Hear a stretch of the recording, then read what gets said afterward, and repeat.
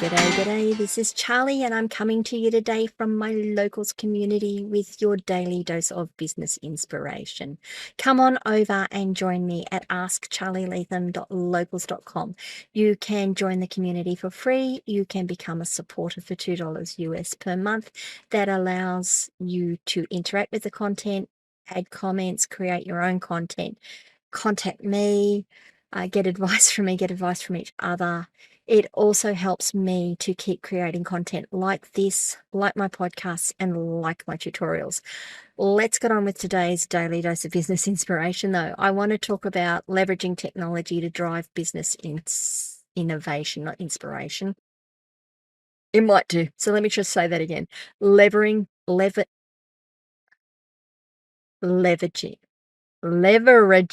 technology to drive innovation. It's going to be that type of episode, I can tell.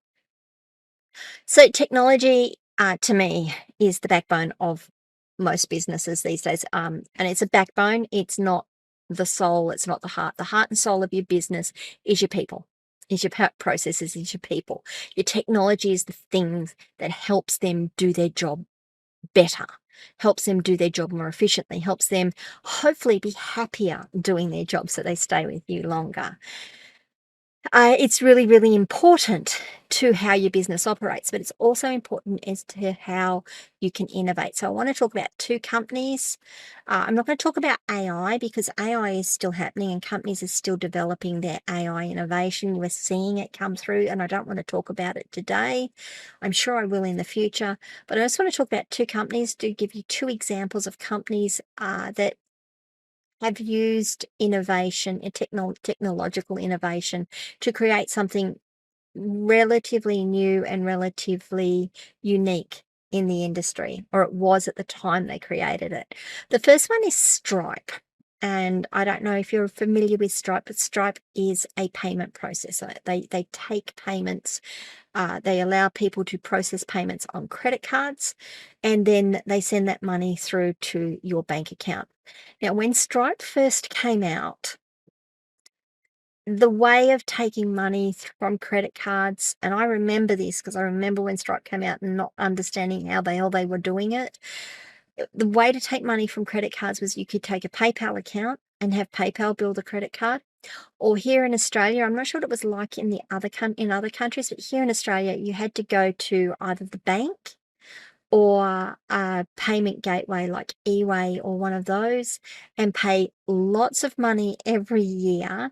You had to go through a full audit history. You had to, your website had to be audited. You had to have SSL certificates. You had to have all this stuff, and it cost so much money to be able to take credit card payments. And then when the payment was taken, they'd still take their cut, they'd still take their percentage off of it, and then send you the money to your bank account. Now, sometimes that was overnight, and sometimes it took 2 or 3 days. Now, when Stripe came on the market, you didn't need to have a credit facility with your bank.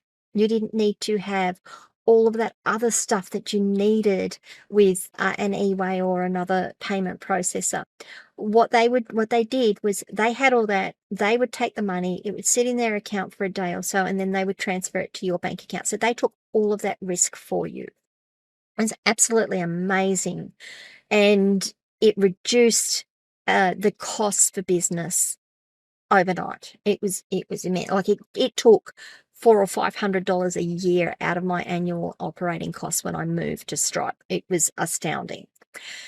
Now, how they did that was they created what they call a suite of APIs, application programming interfaces, which enabled businesses to accept and manage online transactions securely and efficiently. Yep, okay, so that's guff. That's fluffy words. It allowed people like me, through their API, I could say I've got a WooCommerce website, shopping cart. I want to take credit cards. I say, yep, here's the plugin. I turn the plugin on. It would connect to Stripe. It would do all of the secure communications, and then it would connect to my WooCommerce system, and the money and the sale would go through, and they'd say, you want to use Stripe? Yep, we'll pass that off to Stripe. Let them pay, let them transact it, and they send the information back and it gets recorded in my shopping cart. WooCommerce did it. There was a couple of other shopping carts that did it. I know, what's that one? Shopify. I don't know why I couldn't remember that. WooCommerce, Shopify. There's a couple of other shopping carts that did it. Xero interconnected with it. So if you were trying to do your accounting, it would send all the accounting data straight across into Xero so that you could have it all automated and sitting in your accounting system without having to download a CSV file and upload a CSV file or enter them manually. Sesu also did it. Who else? Oh, a number of affiliate payment programs went to using Stripe to be able to pay you or to be able to take payments. It was astounding. Like, it revolutionized how we took payments literally overnight. One of the biggest innovations that I've seen in the last 17 years I've been doing this. So that's on the business side. And Stripe is to me, Stripe's a great example. And you can see I'm really sort of buoyed by it and excited by it. The other one I wanted to do is a little bit more fun, and it's Duolingo. If you have been learning a language, you've probably been using Duolingo to learn it. I know I have. Hands up if you do. I'm trying to learn Spanish, 530 odd days at the moment, and I'm doing well. And I'm really, really impressed with Duolingo and how they're moving me through the course. I can move at my own pace. There is no way, there's no two doubts about that. If I don't want to do a lesson today, I don't have to.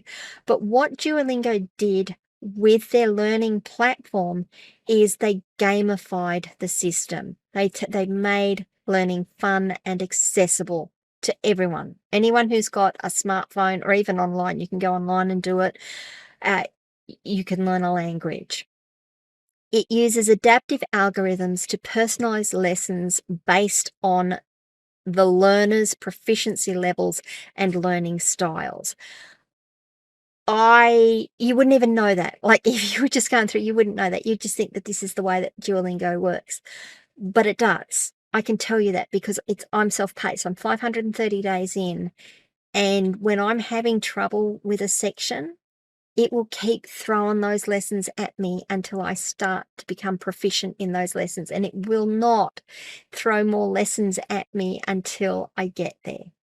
Yeah, I can go through all my lesson lists and try and bash through them, and that's just really, really hard. But then there's this other section that's got uh, listen to lessons, speak lessons, practice your words, do stories.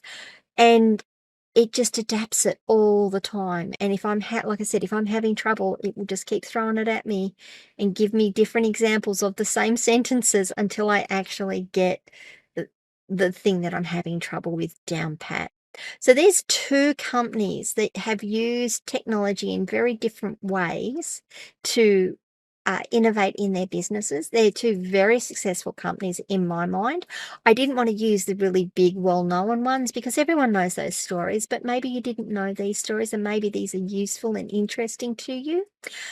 How can you use technology to innovate within your business? Well, I've spoken in a couple of videos already about using ChatGPT. There are the AI tools that are coming out. And there are people out there that can help you. If you just go online and Google ChatGPT prompts, it will give you a whole heap of prompts that you can go and test out. The biggest thing that I find with using AI is knowing where you want to use it, knowing how you want to use it, not knowing how to use it, but how you want to use it. It's the same with anything. So there's one way you can use technology to innovate using ChatGPT within your business to make you more efficient and productive. You can use automation. So I use a CRM. I use Zoho CRM, and I've started to get into the automation. So when this comes in here, I want to give Gail a task to do this thing. I want it to tell me this. I want it to set a flag on this record over here. I can get 4 or 5 different modules interacting so easily just by using that in automation, and it's saving me maybe a minute or 2 at a time, but across a week, that could be 3 or 4 hours worth of work. That's 3 or 4 hours that I can spend building my business, talking to you guys, putting more content out, and doing more for more people. How can you use technology to innovate in your business? Let me know. Leave some comments below. Absolutely come across. Talk to me at askcharlyleetham.locals.com. Join in the conversation there. And maybe if you're maybe you'll provide inspiration to someone in what they're doing. Maybe you will find some inspiration for what you're doing over there as well. Apart from that, please remember to like this video, subscribe to my channel, ring the notification bell so you find out so you find out when I drop more content. Leave a review if you can, and share this video with someone who you think might benefit from it. Apart from that, guys, I will see you all tomorrow. Bye.